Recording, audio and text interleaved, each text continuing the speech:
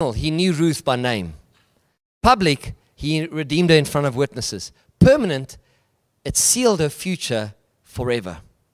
But this story is your and my story. I love this. Because Jesus' redemption in our lives is the same. We were outsiders, and he made us insiders. We were empty, and now we were filled. We were wandering, and now we are redeemed. And Jesus also, he made it very personal. He knows you by name. He wrote, the Bible says in Isaiah 49, he wrote your name on the palm of his hand. He'll never forget you. He's personal. When he died on the cross, he redeemed you publicly. It was a public statement. And it was permanent.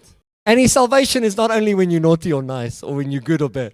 It's not only in our lifetime, it's for eternity. Isn't that awesome? Why does this matter today to you and me?